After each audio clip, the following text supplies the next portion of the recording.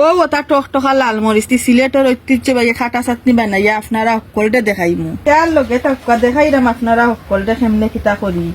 খাটা চাটনি আস্তে আস্তে লাল মরিচ লাগে বেসাইয়া। যত টকটকা লাল মরিচ হইব খাটা চাটনি খাইতে তত মজা হইব। খাটা চাটনি বানাইতে হইলে মরিচের ডেঙ্গা আবার তাহলে হইতো না, ডেঙ্গা ফালানি লাগবো।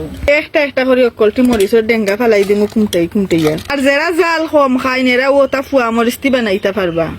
আপনারা অক্ষর লগে তাক্কো আর আমি মরিচ কিনতে বাঁচি উচিত দিয়ে মজা করে খাটা চাটনি বানাইয়া দেখাইমু আপনারা রে।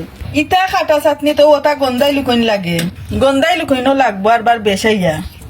গন্ধাই লুকইনও যত ফই তাহে কুমটাইয়া না ফালাইলে হইতো নাই। আর আমার তো আরবার বালা করি সাফ সাফা না করলে খালি কিতা কিতা করে খল্লার বরল না ফালাইলে তো খাওয়াও যাইতো নাই। আগুন ধরাইতে যে সাজাও ওর বাতাস খালি দের আউলা যাইলা। বাতাসর ঠেলায় আগুন একবার আয় হবাই একবার যায় হবাই। তো দাও দাও করি অবশ্যই দড়ি লাইছে মাটির উন্দালো আগুন। বিসমিল্লাহির রহমানির রহিম। মাটির একটা কুলা বুয়াই দিলাম মাটির উন্দালো। অক্কলটি মরিচ এখন ডালি দিব মাটির কুলার মাঝে। এক তালে লারি সারি বাস্তাম হইব আর নাইলে জ্বলি যাইব মরিচ। খেয়াল রাখা লাগবো আবার জ্বলতো না এবার কম বাজা হইতো না।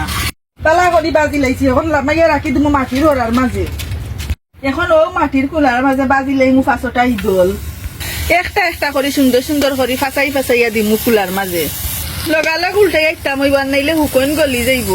ও মোলাখানে একটা একটা করে দিলাই মক্কলটি রে উল্টাইয়া।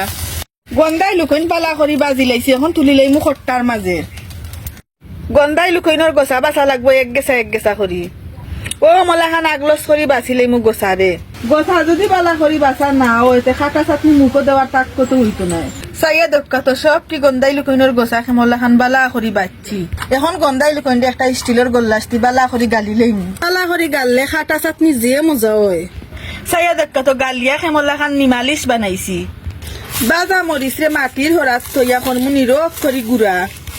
খাটা চাটনির মজা হইল ও মরিচ গুড়া করার মাঝে। নিরব করে গুড়া না হইলে আরবার মজা হইতো নাই। খাটা চাটনিত বাঘর পাতা হইলে যে মজা হয়। এখন তো বাঘর পাতার সিজন না, তার লাগি বন্ডুলের পাতা নিরাম তুলিয়া। তো অমলা খান ডিগা সেগা নিমু বন্ডুলের পাতা তুলিয়া। ও যেগুন তুলছি ওগুনতে হইব আর লাগতো নাই। বন্ডুলার পাতার যেত বালু চালু থাকে বালা করি না দইলে বাদে করব কর করি। খাটা চাটনি তারবার পেঁয়াজ লাগে বেসাইয়া। পেঁয়াজ বেশি না হইলে মজা হইতো না খাইতে। পেঁয়াজ রে আরবার ফলা লাগবো বারিক বারিক ফুরজি করি। যত ফুরজি করি পেঁয়াজ রে ফলমু খাটা চাটনি খাইতে তত মজা হইব। বন্ডুলার পাতা আরবার ফুরজি না করলে হইতো নাই। বারিক ফুরজি করলে গেরান বেশি হয় খাইতেও হয় মজা। এখন চিনির খাবার মাঝে দিলাইলাম ফলা পেঁয়াজ। ও ফলা পেঁয়াজের মাঝে দিলাম গালাইল হিদল। দিলাম এখন গুড়া করা আস্তা মরচর গুড়া। বন্ডুলার পাতারেও দিলাইলাম ছিটাইয়া। নুনও দিলাইলাম আন্দাজ মতো যতখান লাগে। এখন বালা করে হাত দি খসলাইয়া মাখাইমু। যত বেশি খসলাইমু মজা তত ভিতর থাকি বার হইব। খসলানি কম হইলে আরবার মজা হইতো নাই। এ খাটা চাটনির মজা হইলেও খসলানির মাঝে।